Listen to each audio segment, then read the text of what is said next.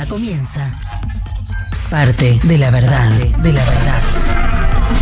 con Gonzalo Garcés en Neura 897. Sesión iniciada. ¿Qué tal, amigos? ¿Cómo están? Esto es Partes de la Verdad, este programa que hago los viernes de 8 a 10 y donde tomo algún tema o a veces varios temas de actualidad y trato de abordarlos desde diferentes disciplinas, desde la psicología, desde el arte, el teatro, la ciencia, la historia y por supuesto la política misma. Y hoy es un programa muy especial para mí porque después de mucho intentarlo, no era fácil, pude invitar a un gran amigo y un admirado escritor que es Marcelo Birmacher. Birmacher es alguien a quien yo leí por mucho tiempo antes de conocerlo en persona. Admiré libros como Historias de hombres casados y después El rescate del Mesías y la cantidad de libros que ha escrito Birmacher, que es como Honoré de Balzac, es casi imposible leer todo lo que ha escrito. Es un escritor de verdad, es también un tipo fabuloso para hablar de historia, de política y de muchas cosas más. La suerte me puso en el mismo programa que él, bajo la égida de Jorge Fernández Díaz, en Pensándolo Bien, y nos hicimos amigos y descubrí que es también alguien con quien puedo hablar horas y horas y siempre es interesante, siempre aprendo algo y yo espero compartir algo de eso hoy con ustedes. Así que acá está Marcelo Birmacher.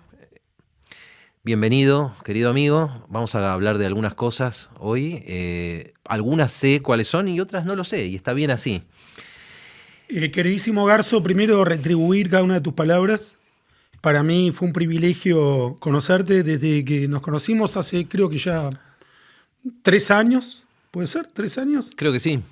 Te convertiste en uno de mis amigos dilectos, alguien con quien puedo tratar temas muy inusuales.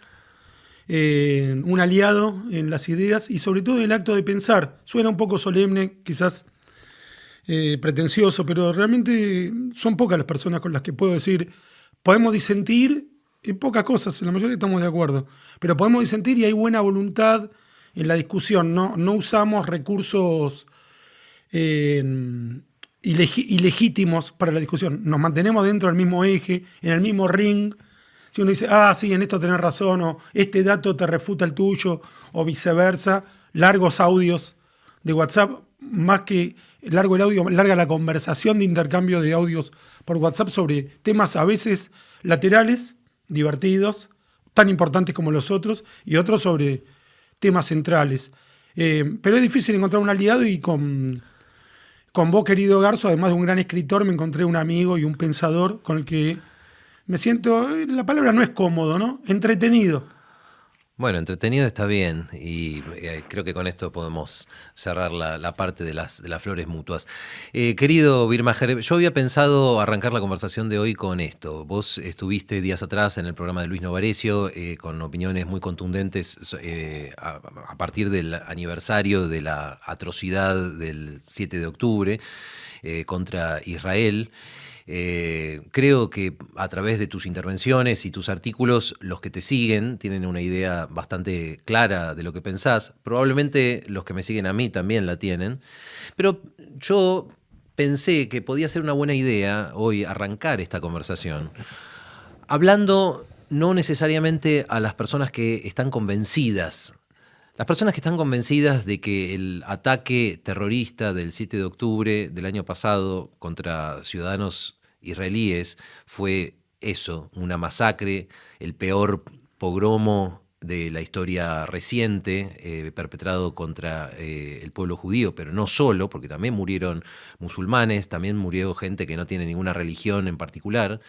Los que están convencidos de eso ya están convencidos. Los que están convencidos de que esto no fue un ataque solo a Israel, sino a la democracia y al mundo occidental, están convencidos, como yo lo estoy. Y los que piensan, porque hay mucho imbécil y mucho antisemita dando vueltas, los que piensan que estuvo bien de algún modo, bueno, probablemente están más allá de recibir cualquier ayuda nuestra o de otro. Pero hay gente que no lo tiene tan claro. Hay gente que ante un hecho como este piensa, siguiendo hasta cierto punto el sentido común, de que después de todo, en cualquier conflicto, hay dos versiones del asunto. Hay gente que dice, bueno, yo no estoy con ninguno de los dos lados, y lo dicen bien intencionadamente. Yo sé que hay gente de buena voluntad que piensa así. O que piensa, por ejemplo, bueno, sí, fue una atrocidad lo del 7 de octubre, pero hay que reconocer también que Israel hace cosas. Por eso a mí me gustaría empezar por tomar lo que yo entiendo que son los principales puntos de crítica contra Israel y analizarlos, a ver qué pueden tener de cierto y, a mi entender, cómo se refutan. ¿Estamos? Primero, creo que hay que señalar una cosa. Veo por ahí en redes y en artículos de diarios a mucha gente que compara lo que pasó el 7 de octubre del año pasado en Israel con los atentados del 11 de septiembre en Estados Unidos. Lo primero que hay que decir es que esa comparación no se sostiene. Lo único que tienen en común es que son actos terroristas. Pero para hacer proporcional digamos, lo que pasó en Estados Unidos el 11 de septiembre del 2001 con lo que pasó en Israel, tomando en cuenta la diferencia de población de Israel y la diferencia de población de Estados Unidos, ¿me siguen? El porcentaje de gente que fue asesinada en Israel respecto de la población total, para que en el 11 de septiembre hubiese pasado realmente lo mismo, ¿saben cuánta gente tendría que haber sido asesinada? Vamos a imaginar que una banda de terroristas mexicanos atravesó el 11 de septiembre la frontera con Estados Unidos y asesinó gente en la misma proporción en que los yihadistas asesinaron a israelíes y a extranjeros, no israelíes. Bueno, tendrían que haber entrado esta banda de terroristas mexicanos, hipotética, y haber matado a 36.000 norteamericanos. Y haber tomado literalmente a miles de rehenes.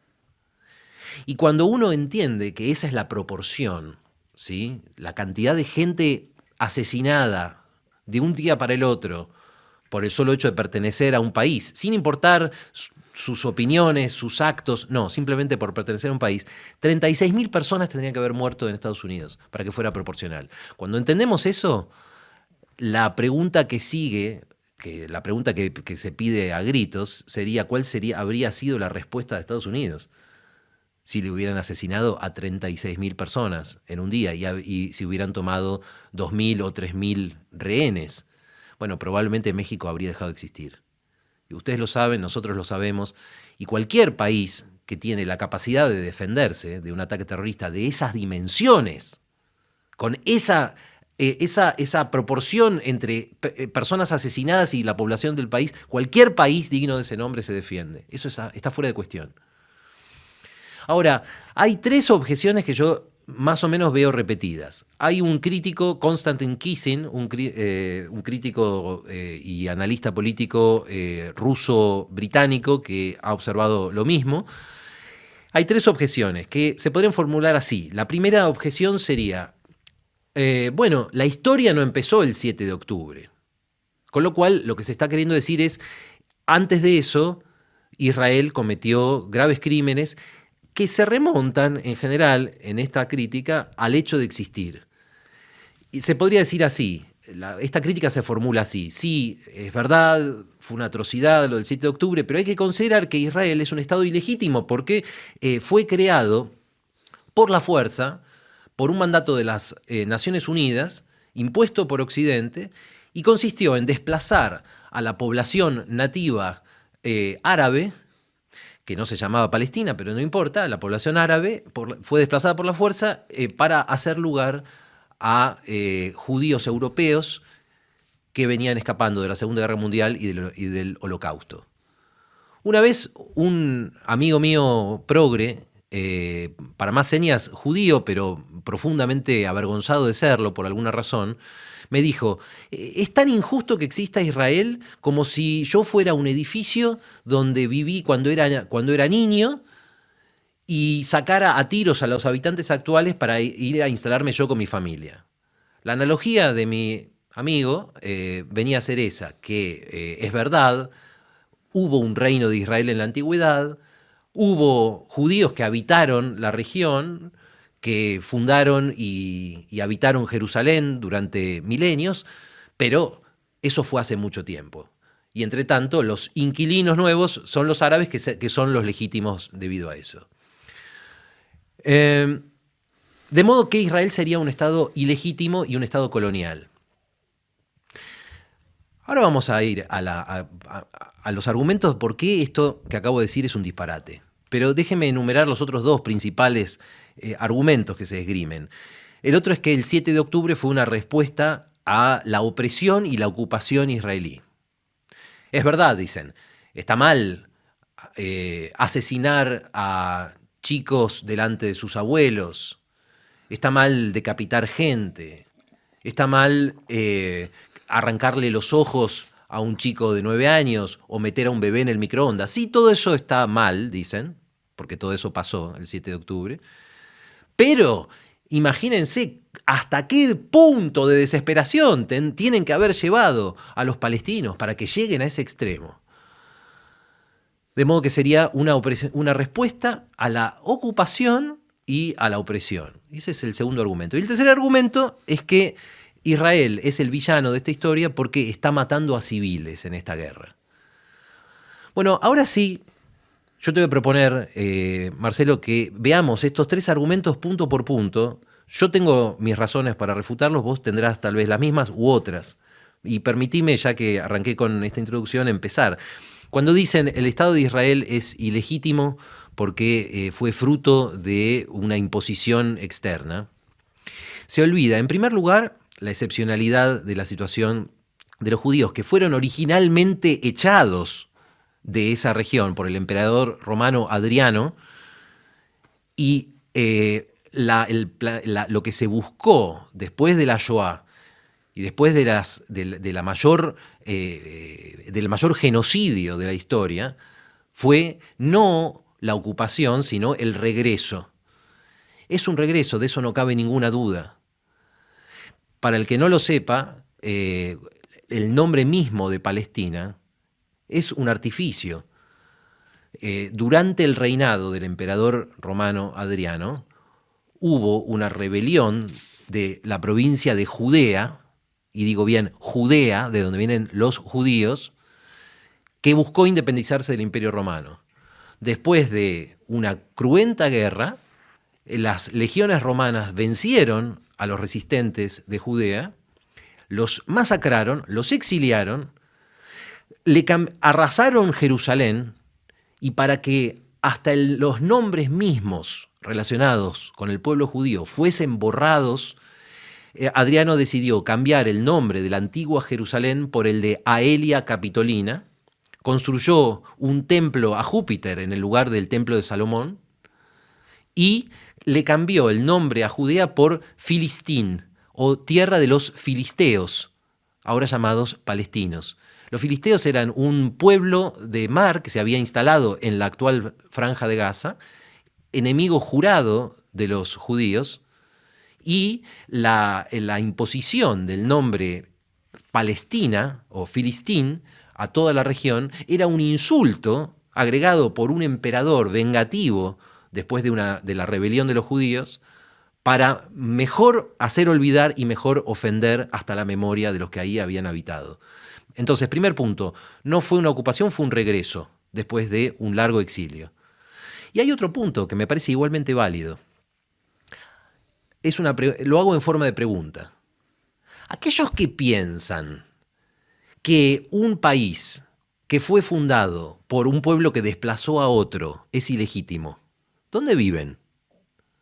¿Dónde viven? Probablemente la inmensa mayoría de los que están escuchando esto sean argentinos. ¿Ustedes qué piensan? ¿Que Argentina se construyó en un vacío?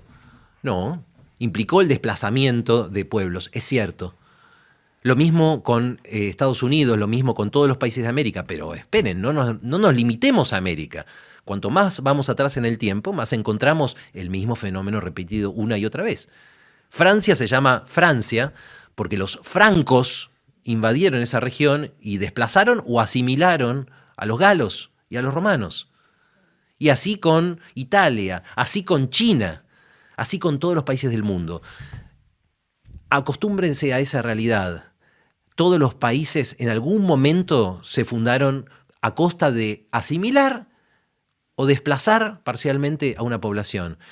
De modo que no hay ningún país que tenga la autoridad moral para decir que Israel tiene menos derecho a existir. Porque ¿saben qué? Israel se fundó exactamente igual que nuestro país. No sé si estás de acuerdo con estos argumentos. Incluso creo que Israel tiene más legitimidad que muchos países y que ahí te corrijo, aunque estoy en un 90% de acuerdo con tu exposición inicial. Israel ni siquiera desplazó a otro pueblo. No existió eso.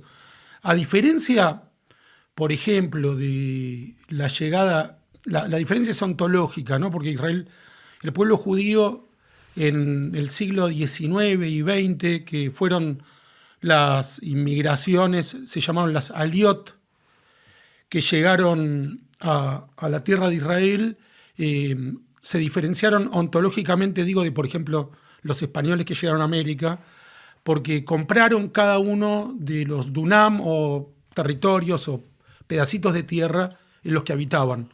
Todo se hizo por medio de las transacciones del capitalismo clásico. El vendedor vendía voluntariamente y el comprador compraba voluntariamente. No hubo ni uno, hasta 1948, no hubo ninguna adquisición violenta de tierras por parte de judíos en la tierra de Israel, que era primero el mandato otomano, o el imperio otomano, y luego el mandato británico en Palestina, que definiste muy bien el nombre, que no era el imperio británico porque luego de la Primera Guerra Mundial, la Sociedad de las Naciones, el antecedente de la ONU, le adjudicó a Gran Bretaña la administración del territorio, el mandato del territorio para entregarlo a las mayorías que vivieran ahí. Entre el siglo XIX, en los 2000 años que el pueblo judío estuvo exiliado, ni una vez hubo una adquisición violenta de tierras. El Yishuv, el colectivo judío que se agrupó huyendo y también deliberadamente, voluntariamente, en la tierra de Israel, adquirió civilmente, comercialmente, legítimamente, bajo cualquier ley razonable, ya sea otomana o británica, la tierra en la que vivían. Eso los diferencia de casi todos los casos que mencionaste. Y a tu amigo, que es uno de los que no aspiro a convencer, porque el autoodio es impenetrable, yo aspiro a convencer a los que creen que todos los seres humanos somos iguales, a los que están en contra de la esclavitud, a los que creen en la igualdad de derechos entre el hombre y la mujer, a los que están en contra de la violencia, a los que por lo menos declamativamente sostienen valores básicos que no cambian según la cultura. Porque podemos cambiar la forma de comer, podemos cambiar la forma de vestirnos, de sentarnos, pero el respeto por los niños, el respeto por los inocentes, la igualdad entre el hombre y la mujer, la libertad de expresión, la libertad de circulación, son valores humanos inalterables, ni siquiera culturales. Nos anteceden, como sea que esto se pueda definir. A ese, llamémoslo amigo tuyo, lo primero que le diría es: los pobladores de Israel tienen más legitimidad que vos si vamos atrás en el tiempo. Hay que ver cómo llegaste vos a tu casa. Porque en cualquier momento va a venir Bin Laden a decirte que esa casa es de él. Y ahí yo no te voy a pedir el título de propiedad, me voy a poner de tu lado. Pero si vamos a un análisis riguroso de la historia, los israelíes tienen más derecho que vos a estar donde están. La fundación de Israel está relacionada, más que con la territorialidad y más que con la religión, con la libertad, con la democracia. Es una deriva geopolítica, sociopolítica, que va ubicando al colectivo judío que vive en lo que hoy es Israel en un flujo de triunfos de la libertad. En la Primera Guerra Mundial, la población árabe se pone hegemónicamente del lado de las dictaduras, el Imperio Otomano y Alemania. La población judía mundial y también la del Imperio Otomano, en la tierra de lo que era Palestina, se pone del lado de las democracias. Y ahí no es efectivamente o esencialmente una nación a la que apoyan. En ese momento, igual que en la Segunda Guerra Mundial, Norteamérica e Inglaterra representan a las democracias. Rusia, todavía zarista, tiene una dicotomía. En el frente con Alemania se enfrenta con la dictadura alemana, el Kaiser, pero en otros frentes todavía representa el modelo autoritario dictatorial del zar. Así que dejémosla de lado porque además Rusia va a seguir una deriva, ya lo hemos hablado en otras ocasiones, difícil de asimilar para nosotros, para los occidentales. Pero los judíos, como colectivo, que hoy todavía lo son, con su minoría de autoodio, como este amigo tuyo, tan vocal como Miriam Bregman, se ubican hegemónicamente del lado de las democracias, de la libertad, de los derechos humanos. Y esto no es propaganda, ni que yo defienda a los judíos porque soy judío, es absolutamente comprobable, es evidente. Están los documentos históricos, desde Weizmann, que vivía en Inglaterra, hasta Einstein, hasta el que quieras elegir como vocero, como representante de esta mayoría judía. Entonces, al terminar la Primera Guerra Mundial, los judíos aliados de la democracia, ocupando, no en el sentido de ocupar, de haber desplazado a otros, sino viviendo en la tierra de Israel, de la que nunca se habían ido. Jerusalén siempre tuvo una mayoría proporcional judía. Reciben por parte de Gran Bretaña la promesa de tener un hogar nacional judío donde sean mayoría, el territorio donde sean mayoría. Y este hogar nacional va a incluir, por supuesto, iguales derechos para la población vecina que no sea judía. Es una formulación imprecisa, es antes de la Shoah, porque muchas veces... Esto es la declaración Balfour. Exacto, de noviembre de 1917. Muchas veces se considera que Israel se fundó por el Holocausto, por la culpa de las naciones respecto de lo que había hecho el nazismo. No, ya había una idea. Y ya había una construcción, ya había una orquesta, todavía no estaba en la universidad, pero había un propósito de nación. Siempre habían sido una nación y ahora había una idea también territorial. Pero esta idea de un hogar nacional judío queda difusa porque Inglaterra, como hizo a lo largo de toda su historia, también ahora, como Francia, que también se dividía en el Medio Oriente entre Inglaterra y Francia, el tratado Sykes-Picot, tenía una posición ambigua. Por momentos le convenía asociarse con las tribus árabes, Lawrence de Arabia, peliculón, y por momentos con quienes compartían su visión democrática del mundo. Los judíos nunca se apartaron de la visión democrática, aun cuando esto les haya costado hasta el día de hoy.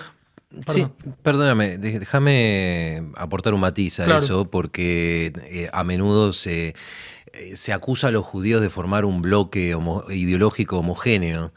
Y la verdad es que los judíos nunca hicieron eso, ni a favor de la democracia ni a favor de las dictaduras. Hubo judíos muy prominentes, por ejemplo, en los países totalitarios, sin ir más lejos, Trotsky. Pero eso aporta también al absurdo de los delirantes que imaginan una conspiración de todos los judíos, todos de acuerdo, toda una gran mano negra, una especie de ejército en las sombras tan disciplinado que no falla en ningún resquicio, y eso de alguna manera no les hace ruido con la evidencia de que hay judíos de izquierda, de derecha, hay judíos que han sostenido la democracia, ha habido judíos en las dictaduras.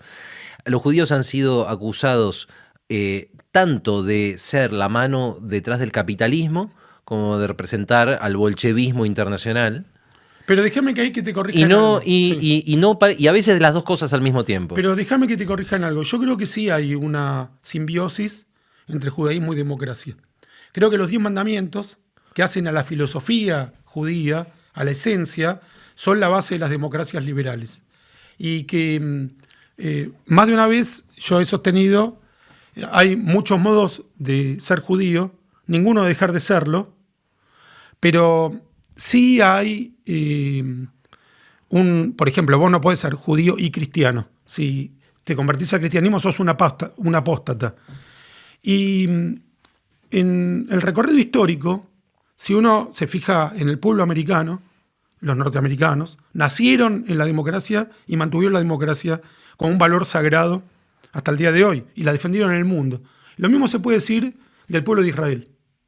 En el siglo XIX y XX, y a lo largo de su historia, el valor fue la libertad, el respeto por la igualdad entre las personas. De ese valor se nutrieron los norteamericanos y también los argentinos. Los argentinos tenemos una vocación democrática que forma parte de nuestro destino, que está en nuestro himno, que repetimos 3 veces, libertad. Que no todos los pueblos la comparten, definitivamente. Por ejemplo, en la actualidad, la mayoría del electorado palestino está a favor de Hamás. Y acá no hay un elemento ni étnico ni religioso.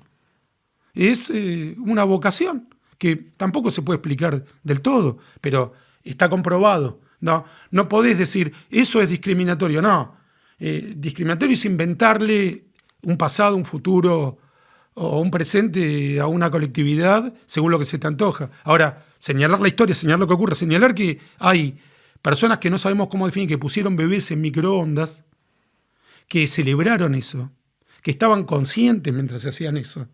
No es discriminatorio. Que les importa más matar judíos que sus propios hijos. Eso no es discriminatorio, eso es lo que estamos viendo. Negarlo es discriminatorio. Muy bien. Entonces, sí, yo creo que hay una simbiosis entre el pueblo judío y la libertad y la democracia, y que dentro de ese pueblo también hay componentes fanáticos, asesinos. Un asesino mató a Isaac Rabin, el primer ministro de Israel. Ese es un asesino igual que los asesinos de cualquier otro pueblo.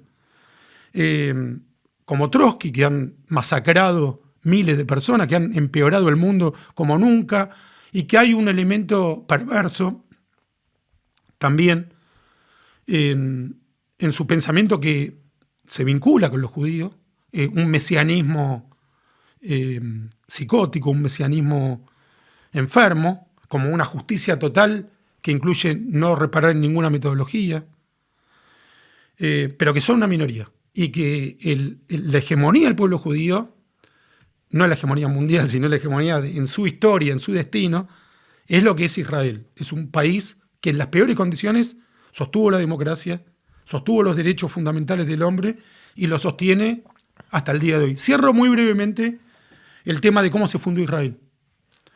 Israel resultó írrito para sus vecinos, más que por ser judío, por ser democrático desde antes de su fundación. Las mujeres iban en short, la educación era horizontal, no se aplicaba el castigo físico como un mandato, como ocurría en sus vecinos autoritarios. Había elecciones sin Estado, la autoridad judía se votaba electoralmente. Había socialismo, uno puede estar de acuerdo o en desacuerdo con esa teoría económica, pero existían los kibutzim antes del Estado, en donde se repartía el fruto del trabajo y se asignaba según la necesidad de cada cual. Si alguien estaba muy enfermo, no importaba cuánto hubiera trabajado, se lo ayudaba igual. Los vecinos árabes que los rodeaban tenían un sistema feudal, un sistema de expolio, había grandes terratenientes que usufructaban la tierra, etc. Y eso ha ocurrido a lo largo de la historia humana. Las democracias pueden tener una actitud contemplativa con las dictaduras, pero las dictaduras no son contemplativas con las democracias. Cuando Alfonsín era la única democracia de Latinoamérica, incluso amenazado por los factores militares dentro del propio país, eran las dictaduras que lo rodeaban las que temían el flujo de la libertad, no nosotros los que temiéramos contagiarnos de volver a ser como era Pinochet, que todavía estaba de pie. Los ataques contra los judíos de Palestina bajo el mandato británico devienen sobre todo de ese contingente democrático que está viviendo ahí. No lo pueden soportar como no lo pueden soportar hoy. Frente a estos ataques permanentes que al terminar la Segunda Guerra Mundial se vuelven especialmente irritantes, repito la palabra, las Naciones Unidas deciden separar el territorio en un nuevo Estado árabe, que ya hay más de 20, y el primer Estado judío en 2000 años. En donde hay una mayoría árabe va a ser el Estado árabe, y en donde está la mayoría judía va a ser el Estado judío. 1947, 29 de noviembre, se vota esa resolución por mayoría. los que dicen la conspiración lo votó la Unión Soviética y Norteamérica. La Unión Soviética era el más elocuente defensor de Israel en ese momento. Inglaterra se abstuvo y se puso del lado árabe aparte. El 15 de mayo de 1948 se cumple esa resolución, Inglaterra se retira y 6 países árabes invaden el recién creado Estado de Israel. De la nada, Israel declara su independencia invitando a los árabes de Israel a formar parte en igualdad de condiciones del Estado judío y a los vecinos a vivir en paz. Lo invaden, 6 países, matan al 1% de la población de Israel y ahí no hubo ningún expolio, ningún desplazamiento.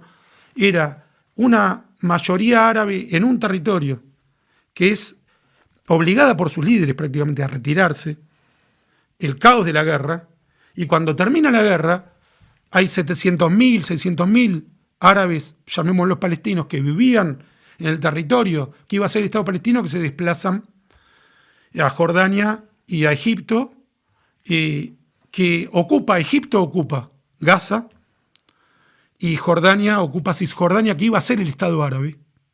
E imponen sus respectivas dictaduras y monarquía. Y en lo que queda, con la legitimidad del voto de Naciones Unidas, se funda el Estado judío, con su minoría árabe de un 20%. En el resto del mundo árabe había 1 millón de judíos, no quedó ninguno, ni uno. 5, 6, 1000, 5.000 en total, si querés, hoy. 10.000, con toda la furia, no creo que lleguen a 10.000. En Israel, en una población judía de aproximadamente 7 millones de judíos, conviven con 3 millones de árabes, en igualdad de condiciones. Ahí termina mi exposición. Con 1 millón de árabes en igualdad de condiciones. 3 millones de árabes. 3 millones, aclarando que lo que significa igualdad de condiciones, no solamente el derecho a votar, no solamente estar protegido por las mismas leyes, sino la posibilidad de integrar la Knesset, el Parlamento, como de hecho lo hacen. Exacto. Como la posibilidad de integrar la Corte Suprema. Hay un musulmán en la Corte Suprema de Israel. Un juez musulmán árabe juzgó a un ex primer ministro israelí. O sea, imagínense por un segundo los que dicen hay un apartheid. Perdonen, hay un apartheid, las pelotas. Gente, lean un poco, infórmense, imagínense por un segundo, durante el apartheid en Sudáfrica, que en pleno apartheid un negro hubiera llegado a juez y además de llegar a juez hubiese juzgado por corrupción a un expresidente sudafricano blanco. ¿Alguien se lo puede imaginar? Yo no. Eso es el apartheid. Lo que hay en Israel es una mayoría judía y una muy importante minoría árabe musulmana y además una minoría cristiana, claro, no lo olvidemos. Drusos también. Drusos que gozan de los mismos derechos. Y si creen que esto es propaganda, que esto es... Pregúntenle a alguien que viva ahí, pregúntenle a un cristiano de Israel, pregúntenle a un musulmán de Israel. Los hay, solo hay que buscarlos y preguntar. O busquen en YouTube, en Internet, está lleno de testimonios de árabes de Israel que dicen Israel es mi país y lo defiendo, acá vivo mejor de lo que podría vivir en cualquier otro país de la región, y también, como árabe y como musulmán. Y también quienes no lo dicen, pero si vos le das la opción, eso ha ocurrido muchísimas veces, hay encuestas y además hay ofertas concretas, hay poblaciones árabes de Israel que les han ofertado pasar a formar parte de un Estado palestino en esos posibles intercambios territoriales para lograr la paz. Siempre dijeron que no, que preferían quedarse en Israel, que preferían seguir siendo parte del Estado judío, incluso cuando declamativamente hablan en contra de Israel. Eso es muy interesante. Sí, yo creo que el paralelo que podrías hacer es con los cubanos de Miami. Si Cuba fuese si Cuba llega a ser algún día otra vez una democracia y un país donde vos podés vivir una vida normal, seguramente muchos cubanos de Miami van a volver. Del mismo modo que si un día empieza a haber naciones árabes democráticas donde se respeten los derechos humanos y donde vos puedas hacerte una vida normal, también muchos musulmanes de Israel tal vez quieran vivir ahí.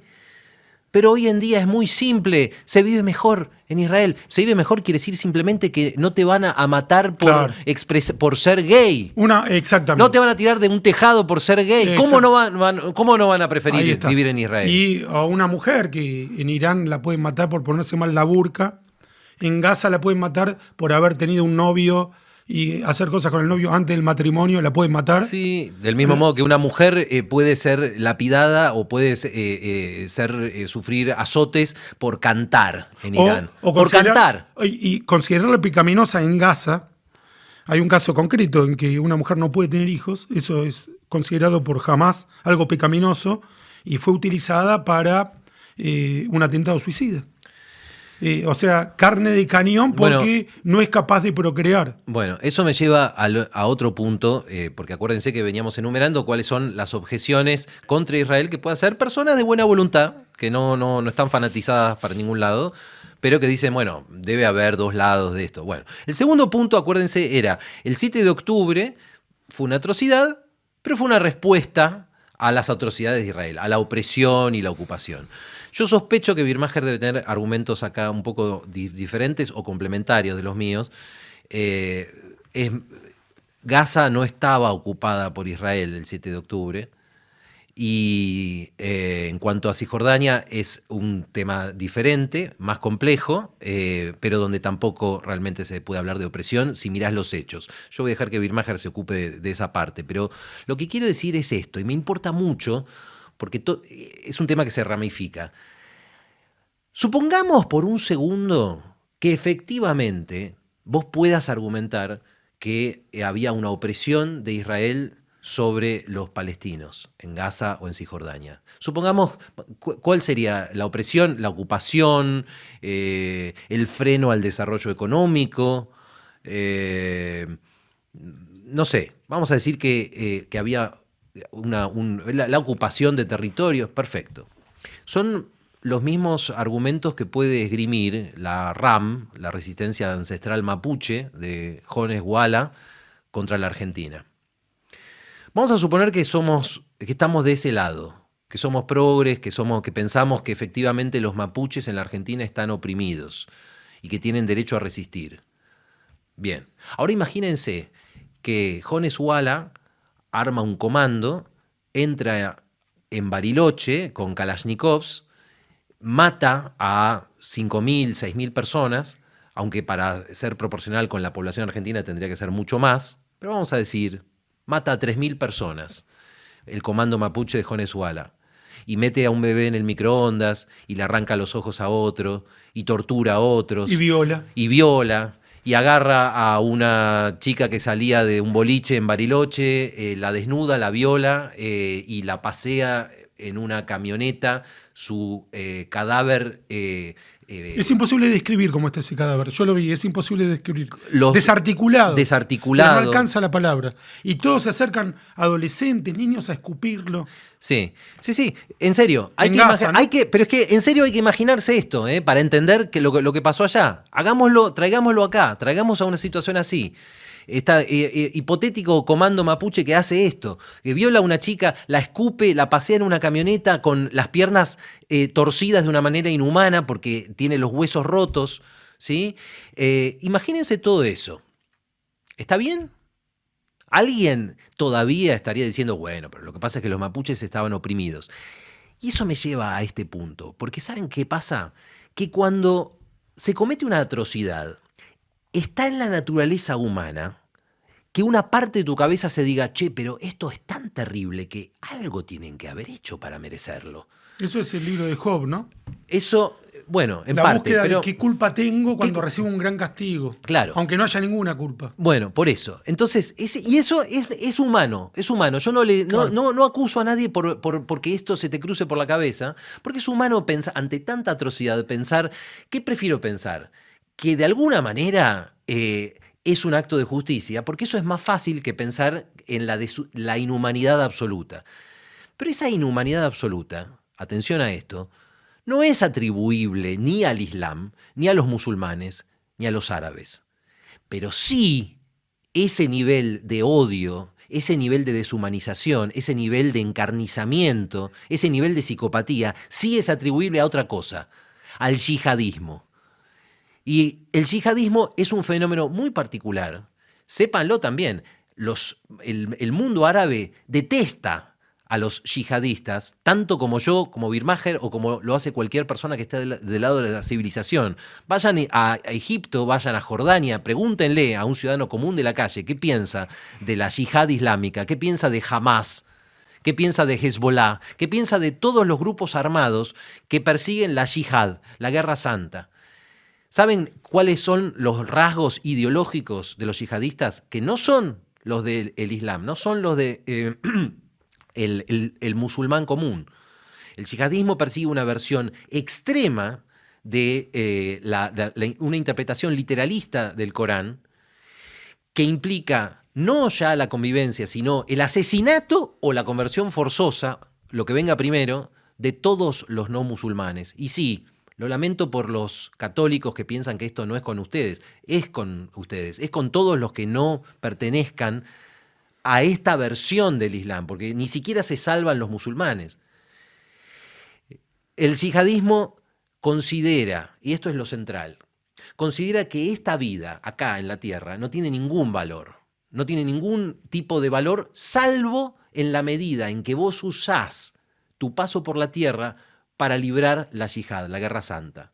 ¿Se entiende lo que estoy diciendo? Y acá quiero... Espera, déjame redondear esto. Claro. El yihadista piensa y siente que si no está librando una guerra contra judíos, cristianos, budistas, hinduistas y, muy importante, contra las versiones moderadas del Islam o contra las versiones medio laicizadas del Islam, si no está haciendo eso, si no está matando infieles, no está cumpliendo con su paso por la tierra. Hay que tratar de meterse en la cabeza por un segundo lo que significa, porque los nazis eran nazis, pero no pensaban que el objetivo de sus vidas era el asesinato y la muerte. Pensaban, bueno, construir el Reich de 1000 años, pensaban en un montón de cosas y eran asesinos. Pero para el yihadista la vida solo vale si estás matando a un infiel y muriendo en el intento para irte al paraíso.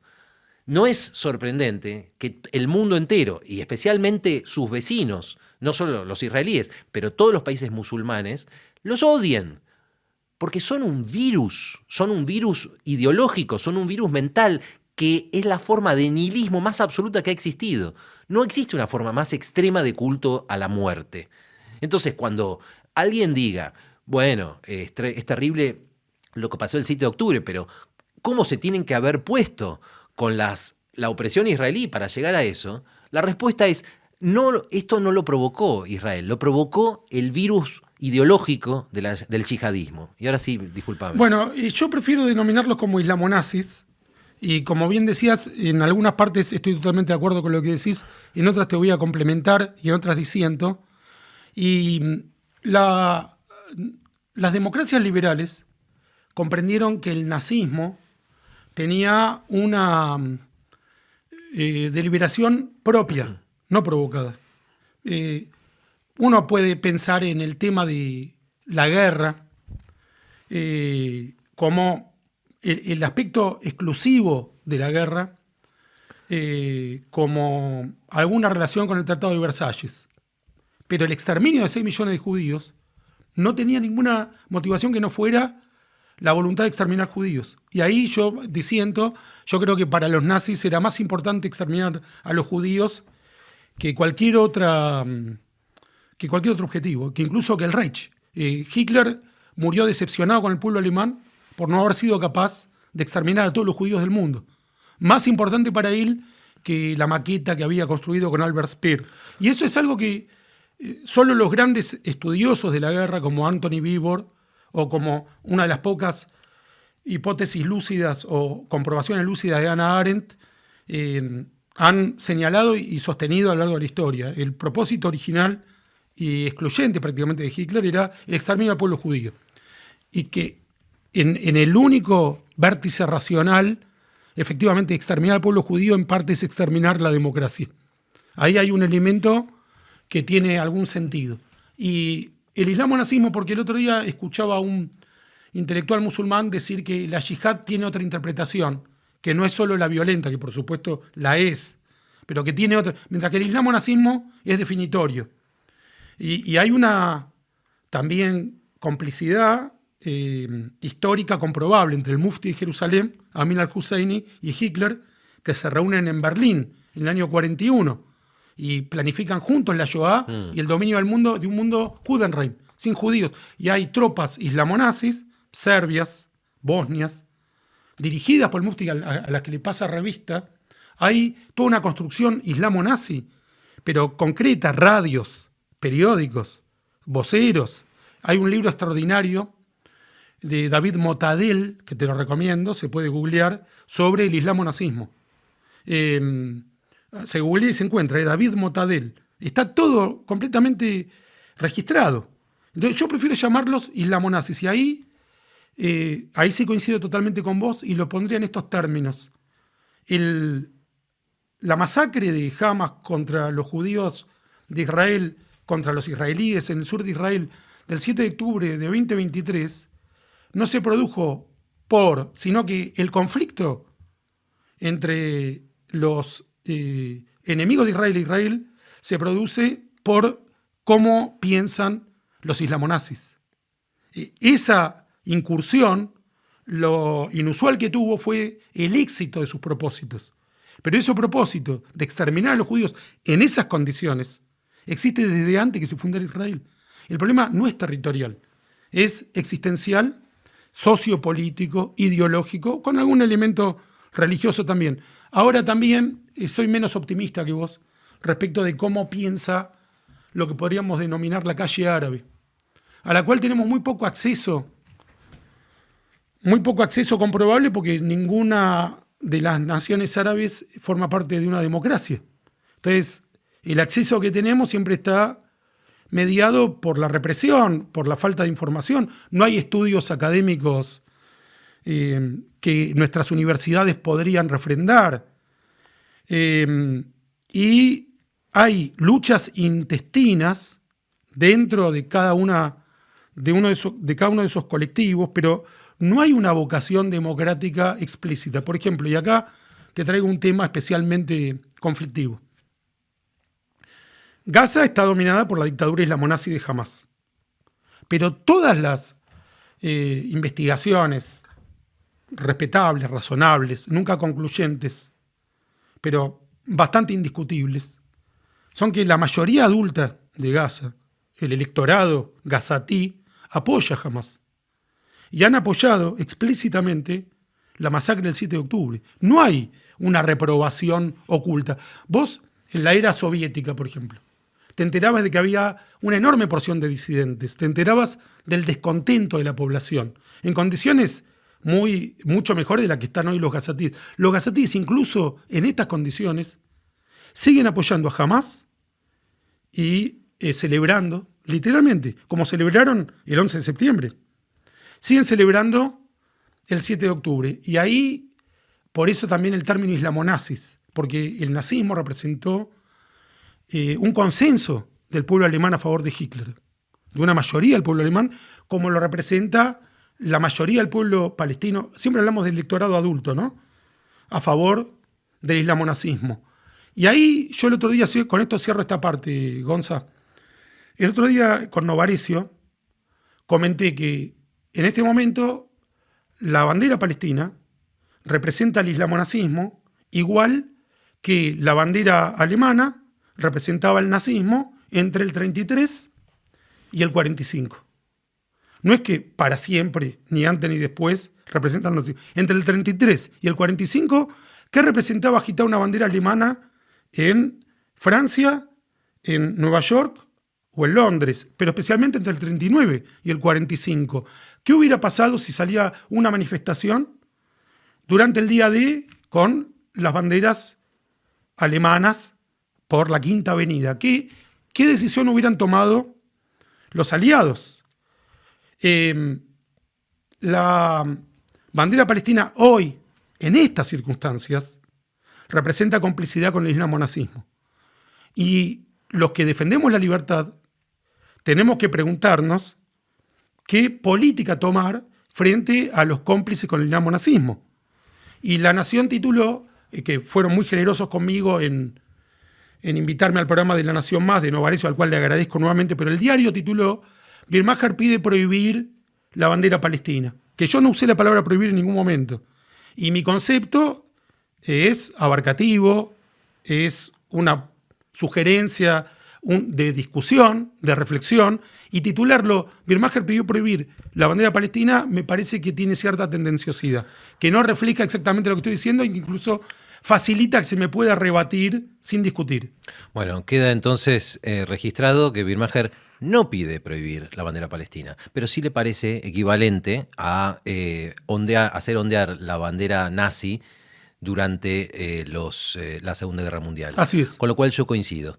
Bueno, vamos a seguir hablando de esto y de otras cosas después de la tanda. Ahora volvemos.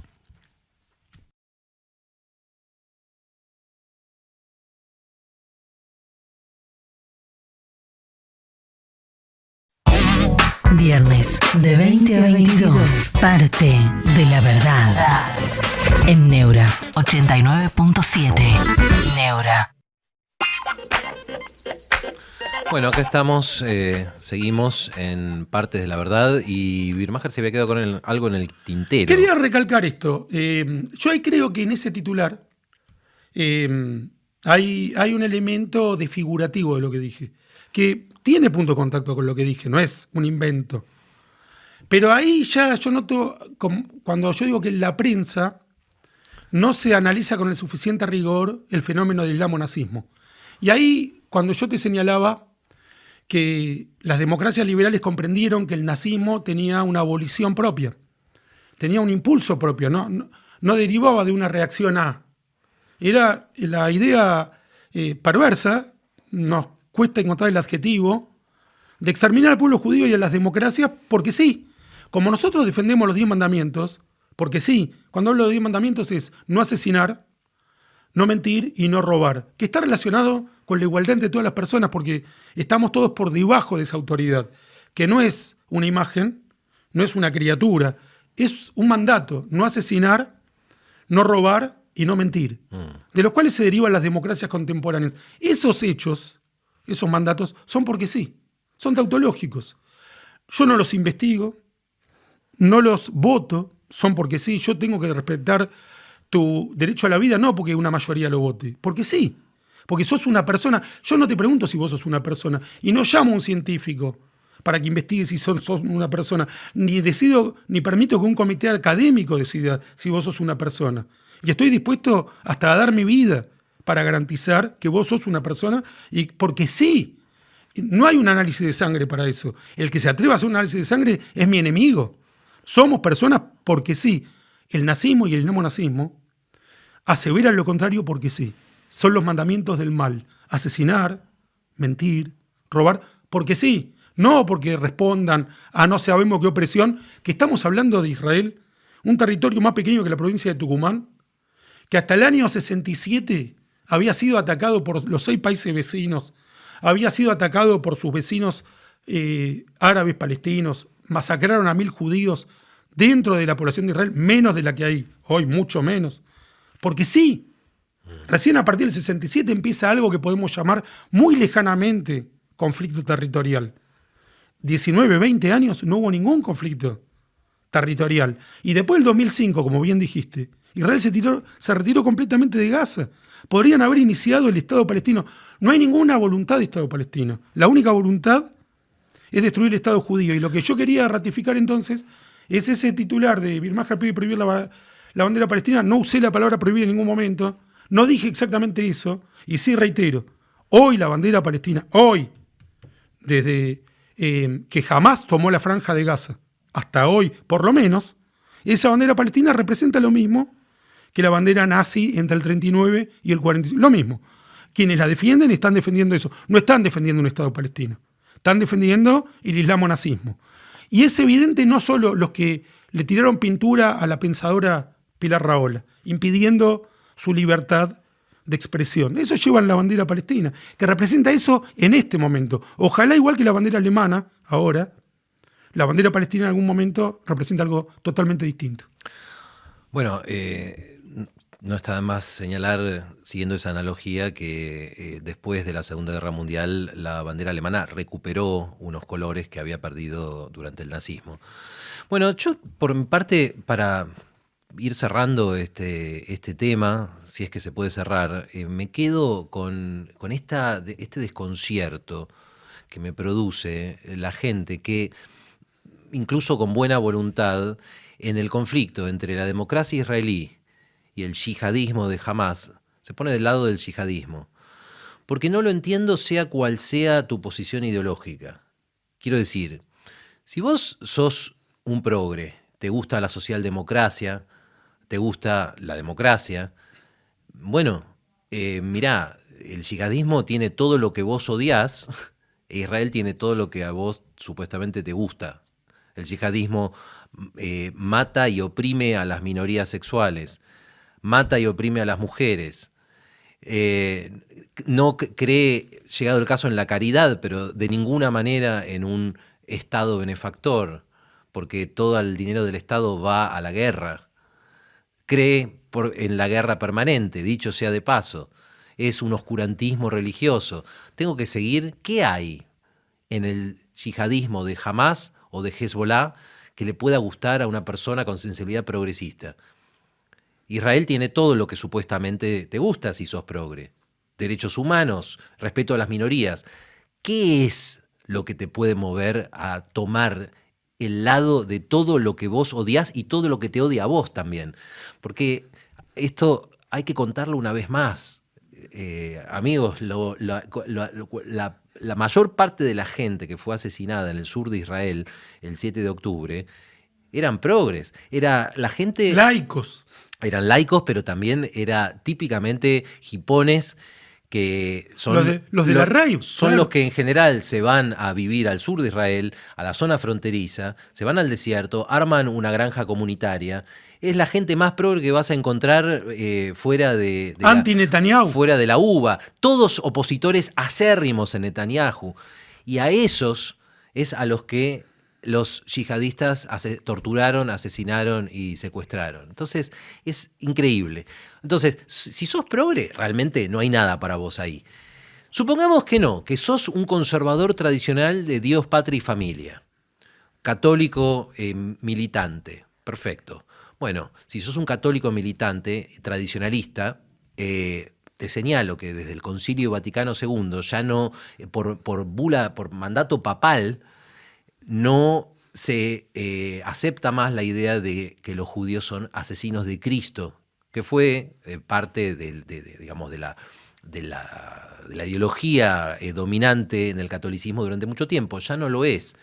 Y se supone que si vos sos católico, considerás, como buen católico, que el Papa es infalible, es el vicario de Cristo en la tierra. Bueno, por favor, escuchen al vicario de Cristo en la tierra, que considera al judaísmo como el hermano mayor del cristianismo y no como asesinos de Cristo. Entonces ahí tampoco hay nada para vos. Además del hecho de que para un yihadista, un católico, conservador o no, es exactamente tan despreciable, pecaminoso y merecedor del asesinato como un judío. Sería bueno no olvidarlo eso. Los cristianos han sido sistemáticamente masacrados por la yihad. Sería bueno para un cristiano defender a sus hermanos. Bien. O sea, eso, ahí tampoco hay nada para vos en el campo de la yihad.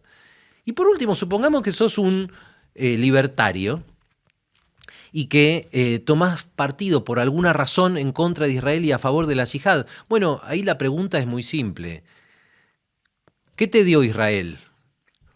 Yo nombraría rápido y sin pensar los 10 mandamientos, los tomates cherry y Waze. ¿Qué te dio la yihad? 2 bombas en la capital de tu ciudad, porque las 2 bombas, la que destruyó la Embajada de Israel y la que destruyó la AMIA, matando argentinos, la puso el yihadismo. Y los 7 rehenes argentinos que están en manos de Hamás. ¿Cuántos rehenes argentinos hay en manos de Israel? Bueno, no los consideran ¿Cuántos como miles de argentinos viven en Israel? Bueno.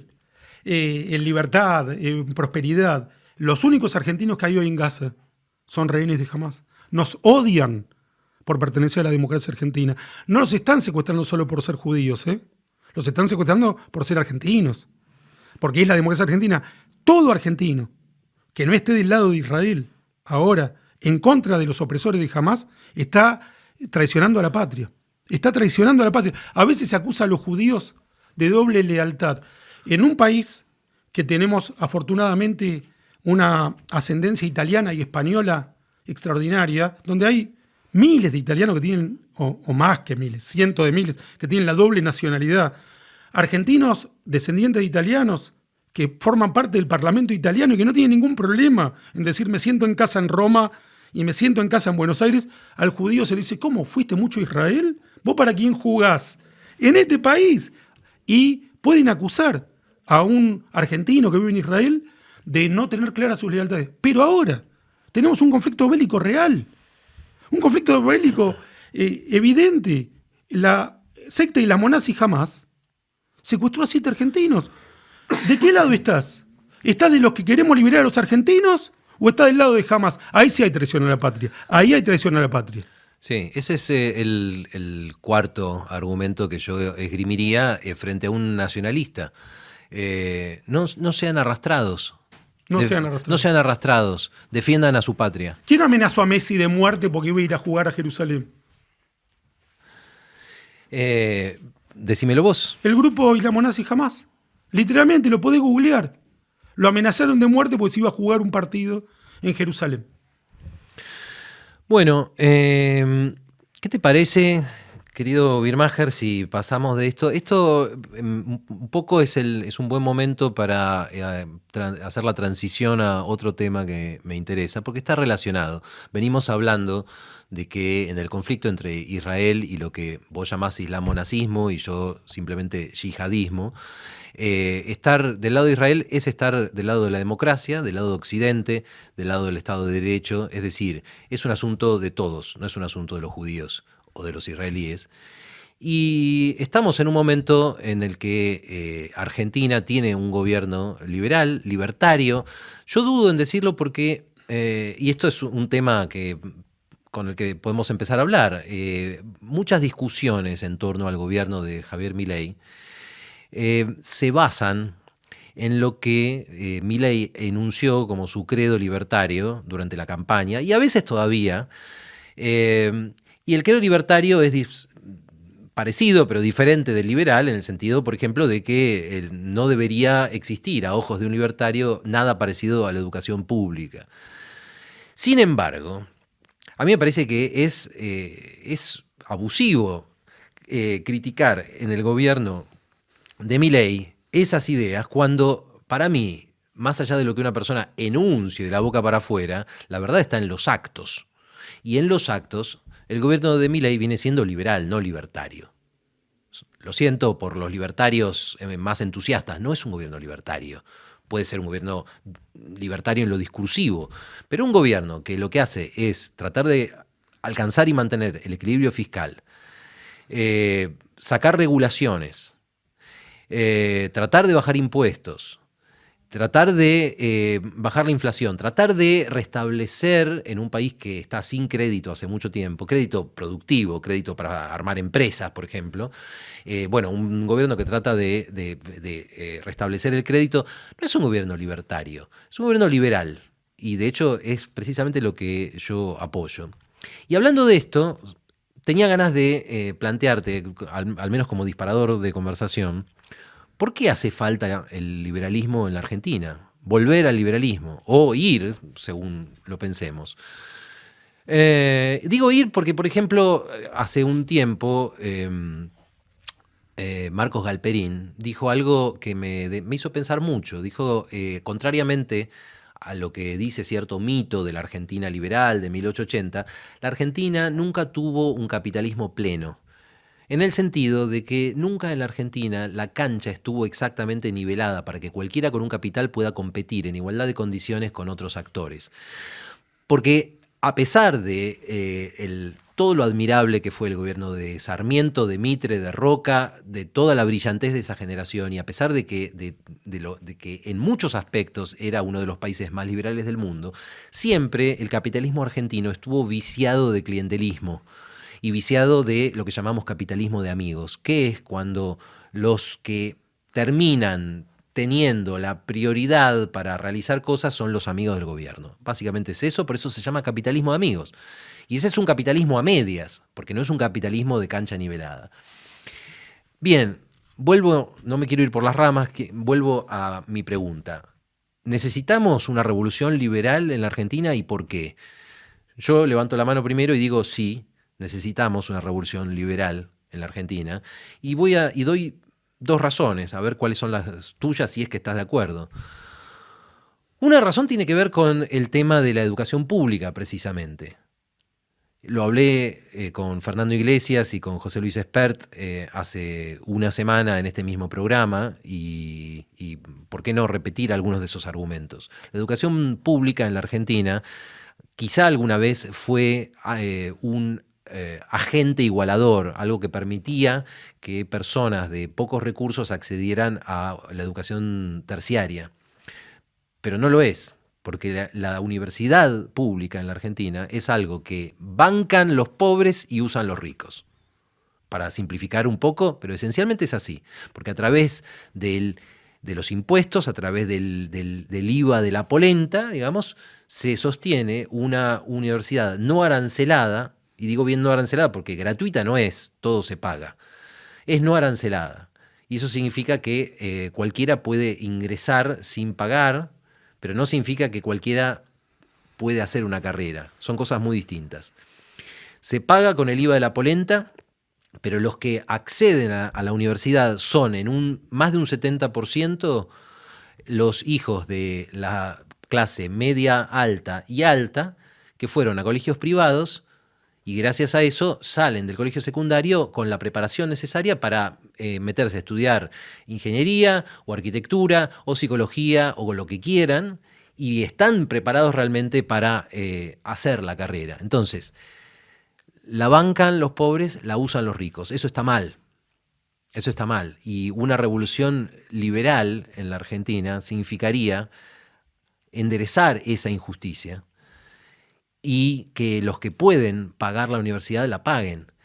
Es gracioso porque en contra de la educación pública, en contra de la universidad pública, existe lo que ustedes podrían llamar el argumento cruel, que sería: nadie tiene por qué solidarizarse con otro, nadie tiene por qué pagar la educación de otro. Eso sería el argumento libertario, justamente. Y de hecho, Milei alguna vez lo formuló. Pero hay un argumento para mí mucho mejor, que es un argumento solidario precisamente. ¿A santo de qué el que puede pagar para sus hijos un colegio privado no va a pagar también un arancel para la UBA o para otras universidades públicas a fin de que los que no lo pueden pagar puedan ingresar sin pagar ese arancel y tengan además una educación de calidad? Es un argumento de solidaridad y es liberal también. Porque liberal también es saber que todo cuesta algo y que nada es gratis. Y es hora de saber que la universidad en Argentina no es gratis, porque nada es gratis. Ese es un argumento que se me ocurre. Y el otro tiene que ver con el capitalismo de amigos. Yo estoy harto del capitalismo de amigos. ¿Sabes qué es para mí el capitalismo de amigos? Es un tipo que en algún momento te dice: ¿pero vos sabés con quién estás hablando? Esa es como la escena cinematográfica o literaria que para mí capta la esencia del capitalismo de amigos. El amigo del ministro, el socio del presidente, el primo del alcalde o del intendente, que se ganó la licitación porque es el amigo, el primo o el pariente, y que adopta un lugar de privilegio económico que no es debido ni a que pensó bien una empresa, a que pensó en un producto que la gente necesita al precio que la gente lo puede pagar, no debe nada a su talento, sino a otro talento, que es el talento más buscado en un capitalismo de amigos, que es el de chupar las medias o el de ser pariente de la persona correcta. Y la verdad es muy deprimente para mí pensar en una sociedad donde esos son los principales talentos que se buscan. Bueno, esos son dos ideas, dos argumentos que se me ocurren por los cuales yo espero, impaciente, que se avance en una revolución liberal en la Argentina. No sé qué pensás vos. Yo quisiera comenzar por los 10 mandamientos. En el mandamiento de no robar está implícita la propiedad privada. Y eso también es algo tautológico. El fruto de tu trabajo, ya sea físico o intelectual, es tuyo, porque sí. No puede violentarse esa certeza. Marcos Galperín es una persona próspera porque se le ocurrió una idea genial. Y esa idea se le ocurrió a él y la implementación de la idea la hizo él. Entonces, Mercado Libre le corresponde a Marcos Galperín. Y si alguien le quiere quitar el fruto de su trabajo, está robando. A Charly García se le ocurrió Yo no quiero volverme tan loco. Si alguien plagia esa canción, o la reproduce sin su permiso, o la usufructúa sin su permiso, le está robando. Le está robando. Si vos te metés en la casa de que construyó otro, o que compró otro, se le está robando. Y eso es tautológico. El liberalismo concilia esta certeza con la libertad. Y son simbióticos. No puede existir un capitalismo liberal sin libertad. No existe el capitalismo liberal sin democracia. Lo que hay en China no es capitalismo liberal. Y voy a tomar una frase china de Deng Xiaoping, muy sencilla, que es: no importa si el gato es negro o blanco, lo que importa es que caza ratones. Con esto quiero decir que si aceptamos la sacralidad de la vida, de la libertad y de la propiedad privada, porque está muy relacionada con tu vida, a partir de ahí cualquiera puede hacer lo que quiere. Y ahí es donde se nota el gran fracaso del socialismo. La clase obrera en el mundo occidental hace por lo menos 100 años que pudo haberse asociado en cooperativas. En la Argentina, lo único que queda de la izquierda autosustentable es el Banco Credicop, que era una cooperativa del Partido Comunista. Y lo único que le fue bien fue en su emprendimiento capitalista, que se asociaron libremente, no los obligó a Stalin. Eran stalinistas, pero la asociación fue libre. ¿Qué le impide a los grupos trotskistas, stalinistas, formar una cooperativa, una fábrica? Nunca hicieron nada. Son totalmente incapaces de generar, la palabra riqueza les queda muy grande, autosustentamiento, viven del trabajo ajeno, son ladrones, mentirosos, perezosos. Pero te estoy hablando del Partido Comunista, que ese tuvo su pequeño emprendimiento, que es lo único que quedó, el banco. Pero el trotskismo, el maoísmo, solo sirvieron, el maoísmo en algún momento incluso para matar gente acá en Argentina, sectas maoístas, no hicieron nada, no hay ningún descubrimiento artístico, científico, productivo, nada. Ahora, nada te impide, dentro del capitalismo liberal, del respeto por la propiedad privada, decir: yo pongo lo poco que tengo o toda mi fortuna al servicio de una cooperativa y les vamos a demostrar cómo funciona el socialismo. Ahí ya está el socialismo, ya lo podés tener, está lleno de lugares donde lo podés tener. No funciona porque ellos no lo quieren. Bueno, hay una frase que algunos le atribuyen a Margaret Thatcher y otros a Ayn Rand. A mí me da igual, porque la frase es válida en cualquier caso, y es: el socialismo se acaba cuando se te acaba la plata de otros para gastar. No solo eso, cuando se acaba la fantasía de que a vos todo te da lo mismo. Los kibutzim en Israel tuvieron una razón de ser en los primeros 35 años del Estado, porque no había muchas alternativas a protegerse mutuamente y al olvidarse de cualquier ambición personal por la amenaza que padecían. Era una situación muy inusual. A medida que se fue garantizando la seguridad, cada vez más aparecieron los intereses personales. El color de tu casa, tu vocación.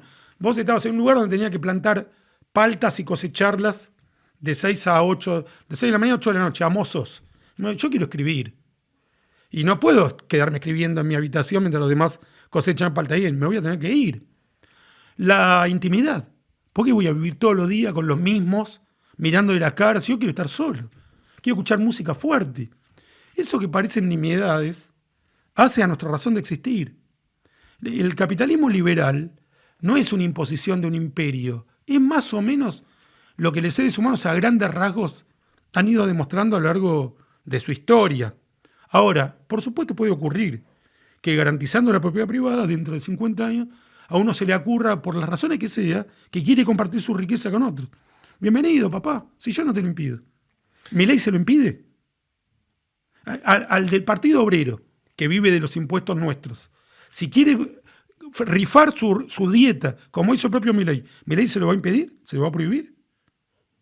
Es muy interesante porque escuchándote me puse a pensar en algo y es la primera vez que se me ocurre, así que voy a tratar de formular esta idea que acabo de tener del modo más claro posible. Pero la psicología evolutiva, la psicología darwiniana, nos dice que los seres humanos evolucionamos en determinadas condiciones. Evolucionamos en manadas de 100 a 200 individuos, es decir, grupos medianos, no grupos ni muy chiquitos ni muy grandes, que evolucionamos para buscar el abrigo, no estar expuestos a que nos coma un león, no estar expuestos a morirnos de frío, es decir, para buscar cierta acumulación de techo o de comida que se pueda guardar, para tener la tranquilidad de que cuando venga el invierno no te vas a morir de hambre. Evolucionamos también justamente porque éramos manadas de ese tamaño medio, eran grupos de homínidos. Estoy hablando de hace millones de años, cuando fuimos saliendo del este de África y pasando y expandiéndonos por el orbe. Bueno, éramos estas bandas donde importaba mucho la colaboración y eso significaba la reciprocidad. Yo hoy no casé, no pude cazar nada, pero vos cazaste. Si vos me das un poco de la carne del animal que cazaste, yo te prometo que dentro de unos días, cuando vos no caces nada y yo sí, yo voy a ser recíproco y yo te voy a dar a vos. Entonces, evolucionamos también para reconocer a aquellos de nuestros compañeros de banda, digamos, de nuestros semejantes, que son de fiar en el sentido de que van a mantener el principio de la reciprocidad. Dicho de otro modo, si vos eras una banda de cazadores-recolectores en el Neolítico, vos conocías a todos los miembros de la tribu. Vos sabías que si había uno que el día que le tocaba a él, digamos, compartir un poco de lo suyo, te cagaba, vos lo identificabas, sabías que era, vamos a decir, Grok el garca, y quedaba fácilmente identificado y muy pronto aislado de la tribu. Porque, de vuelta, estamos muy basados en el principio de reciprocidad. La reciprocidad, la acumulación y la familia. Saber, tener relaciones más o menos monogámicas para saber quiénes son tus hijos. A lo largo de nuestra evolución, desde que éramos cazadores-recolectores hasta la invención de la agricultura, nuestra cabeza se formó con esas condiciones que crearon esas necesidades. Bueno, ¿sabes cuál es la idea que acabo de tener escuchándote? Que de algún modo todos los largos milenios que la humanidad vivió en estados, ya sea en estado salvaje o en imperios como el egipcio o el romano, que no eran capitalistas, estuvimos fuera de nuestro elemento. Porque en el imperio egipcio, por ejemplo, el monarca era dueño de todo. Y si vos eras un egipcio del montón, no tenías nada, dependías de que el monarca te diera. Y esas fueron situaciones muy opresivas para los seres humanos. El capitalismo, escuchá esta idea, a ver si te parece. El capitalismo, que es de invención reciente, es lo que a vos te permite, dentro del contexto de una humanidad que ya no es de bandas poco numerosas, sino de sociedades que abarcan a miles y millones de individuos, el capitalismo te permite recrear las condiciones donde vos, esas tres necesidades básicas que evolucionamos para tener, pueden ser satisfechas. Porque el capitalismo es lo que te permite tener propiedad, el capitalismo te permite tener una familia, digamos, libre de la injerencia del Estado, y te permite también establecer relaciones libres donde vos podés recrear esa reciprocidad, este es un cagador, este es un buen tipo, que teníamos cuando éramos bandas de homínidos. Es decir, es gracioso, ¿no? Visto así, el capitalismo no sería, lejos de ser la deshumanización de la que hablaban Marcuse o Foucault o el mismo Marx, que consideraba que el capitalismo deshumanizaba, yo creo que el capitalismo rehumaniza. El dinero es el juego con que el hombre reemplaza la violencia. El dinero es reemplazar el duelo, reemplazar la competencia física por una competencia lúdica. Y es hasta ahora lo menos malo que hemos logrado con nuestra imperfecta y agresiva naturaleza. El capitalismo no es una imposición, es una expresión de nuestro deseo de vivir en civilización. Pero siempre hablamos del capitalismo en libertad, en democracia. El experimento chino está todavía por verse. ¿Sabés que a Deng Xiaoping, a Zhou Enlai, el lugarteniente de Mao, le preguntaron, es una frase muy conocida, ¿no? Pero la voy a repetir una vez más, ¿qué veredicto daba sobre la Revolución Francesa? ¿Si había sido beneficiosa o no para la humanidad? Y Zhou Enlai respondió, todavía es muy pronto para dar un veredicto, en los años 70 del siglo XX. Yo creo que todavía es muy pronto para dar un veredicto sobre la experiencia china. Sabemos, más allá de toda duda razonable, que es una dictadura. Sabemos, más allá de toda duda razonable, que desde la caída de Mao hasta hoy ha alcanzado grandes cuotas de prosperidad, pero sigue siendo una dictadura. Y todavía es muy pronto para dar un veredicto. Efectivamente, porque hay un credo que dice que si vos a un país totalitario lo haces funcionar con una economía de mercado, tarde o temprano, por la lógica interna, por default, se vuelve democrático. Chile. Yo creo que sí. En el caso chileno eso se verifica de una manera casi matemática, porque Chile pasó a una economía de mercado bajo la dictadura de Pinochet, pero después, fíjate, Pinochet llamó a un plebiscito para determinar si continuaba o no en el poder, claro, en 1980, y lo ganó por afano. Y después lo volvió a hacer en 1988 y perdió. ¿Y cuál es la diferencia? Y que en 1980 era demasiado pronto para dar un veredicto. No, yo creo que la razón es otra. Habían pasado apenas 7 años. Sí, pero entre el 80 y el 88 en Chile se creó una clase media que no existía. Es decir, al calor de las reformas liberales de Pinochet, surgió una clase media profesional que instintivamente es democrática. Y antes no existía. Chile, antes del 80, era un país donde había unas pocas familias terratenientes y lo que en Chile se llama los rotos, el pueblo llano. No había clase media, prácticamente no había clase media. La clase media surge cuando hay una economía de servicios que te pide entretenimiento, abogados, ingenieros, profesionales. Los profesionales son la base de la democracia. Y libertad. ¿Y viste la película No? No. Sobre el plebiscito de... Valga estaba la basada redundancia. en un guión de Escarmeta, de Antonio Escarmeta, Ajá. y actuada por el actor mexicano Gael García, que es igual a vos. Es muy parecido a vos. Bueno, sos muy amable. Sos chileno, creo que... tu doble nacionalidad es chilena. Podrías haber hecho perfectamente ese papel. Se parece en todo, tanto en la cara como en la actitud. Un peliculón.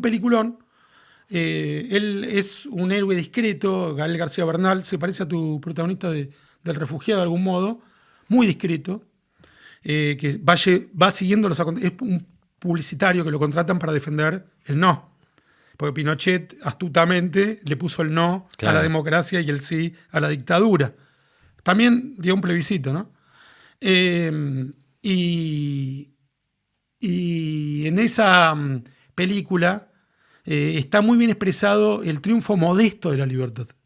Esa clase media de la que vos mencionas, que no es utopías, es, bueno, ahora queremos ser libres. Sí. Ahora queremos ser libres. Sí. Lo propio o lo más típico de las clases medias profesionales, no es monolítico esto, pero lo más típico de las clases medias profesionales es creer en un progresismo cauto.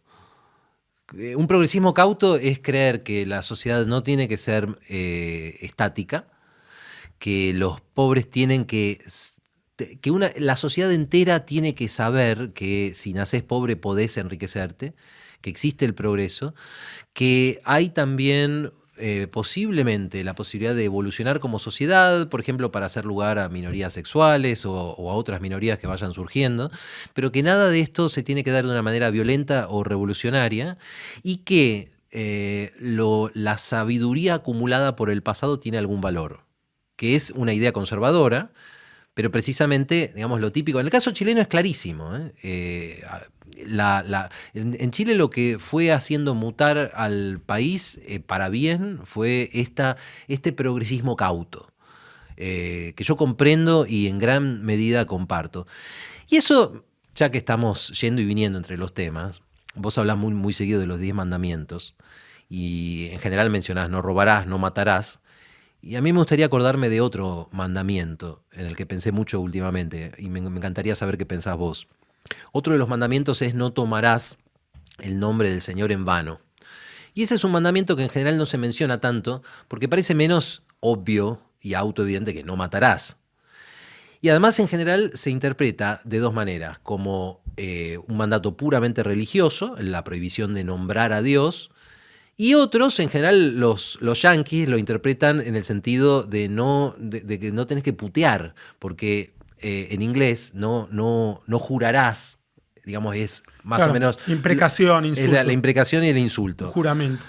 Sí. Y por eso, bueno, en Estados Unidos es típico, en lugar de decir oh my God, dicen oh my gosh, para no mencionar el nombre de Dios. A mí siempre me pareció que esto era un poco ingenuo. Entre tantos mandamientos profundos y verdaderos y que realmente te mejoran la vida de un modo perceptible, ¿por qué Moisés o Dios o quien haya redactado los 10 mandamientos habría incluido uno que parece un tanto superficial o formalista? Y después de pensarlo se me ocurrió esta idea, a ver qué te parece. Y es que el mandamiento de no tomar el nombre de Dios en vano es un mandamiento en contra de embanderarte con lo sagrado para tu propio beneficio egoísta. Y más aún, no te da el derecho a vos mismo convertirte en oprimido. Ese mandamiento que... Pero es interesante porque vale para la política también. Pero ¿sí? no solo vale, es esencial para la política. Es la esencia de la política, que la diferencia de la religión, que es que no podés sacralizar a los líderes, no podés endiosar a los líderes. No existe la política sin ese mandamiento.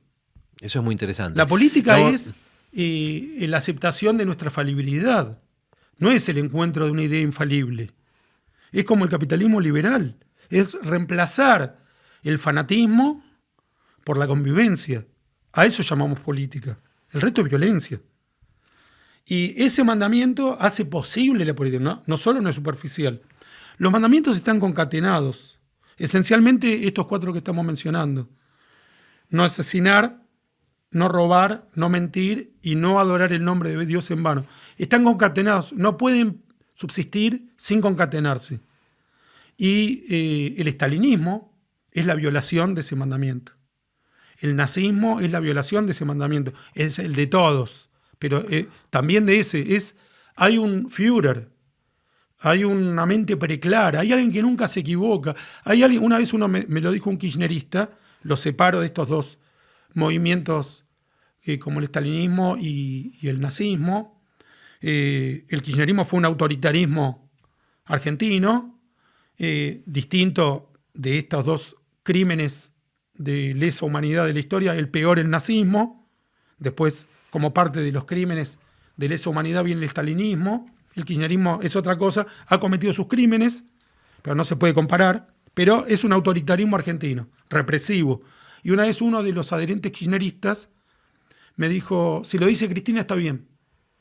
Si lo claro. dice, no bueno, importa eso es, lo un que ejemplo, diga. eso es idolatría, ¿ves? Exacto, no importa lo que diga, si lo dice Cristina está bien. Esa es la idolatría que los 10 mandamientos tienden a interrumpir, a advertir sobre ella. Claro. Y ahí es fundamental. Claro, porque ¿qué tiene en común el kirchnerismo fanático, el chavismo y El castrismo. el castrismo y un faraón egipcio? Que en todos los casos la palabra del gobernante es la palabra de Dios. Es sagrado. Y lo que viene a hacer el establecimiento de los 10 mandamientos es crear una barrera entre los seres humanos y la palabra divina. En la Argentina. Vos ya no podés, perdóname, si vos aceptás los 10 mandamientos, ya no podés decir que cualquier cosa que salga de tu boca, solo porque vos sos el gobernante, es la ley o es la voz de Dios, porque ya están escritas las leyes. Y por eso decimos muchas veces, Birmacher lo suele decir, yo lo suelo decir, que la creación de los 10 mandamientos es el principio del constitucionalismo, que está basado en la misma idea, aunque no sean solo 10 mandamientos. Nuestra Constitución tiene muchos más que 10 mandamientos, pero la función es la misma. Vos mencionaste la palabra política. Hay una novela de Soriano, No habrá más penas ni olvido, donde hay una frase memorable que es: yo siempre fui peronista, nunca me metí en política. Claro. Siempre fui peronista, nunca me metí en política. Y tiene toda la razón, porque el peronismo, en una buena proporción, es una forma de adoración. Vos los escuchás a los principales defensores del peronismo, desde Guillermo Moreno hasta el que te quieras recordar ahora, y es un all inclusive. No hay nada por afuera de eso. El resto es traición, el resto es error. ¿Qué otros dos presidentes vos recordás que hayan sido adorados, como lo son Perón y Kirchner, en los últimos 50 años? ¿Dentro de la Argentina? Sí, en Argentina. Nadie. ¿A quién se le buscó esta profusión de calles, salones y además invención de acontecimientos que nunca existieron? Creo que Perón y Kirchner son prácticamente exclusivos y excluyentes en eso.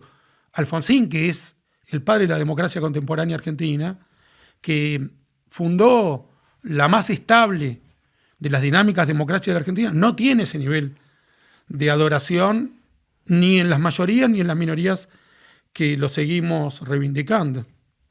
Efectivamente, el peronismo funciona como una especie de parodia perversa del cristianismo.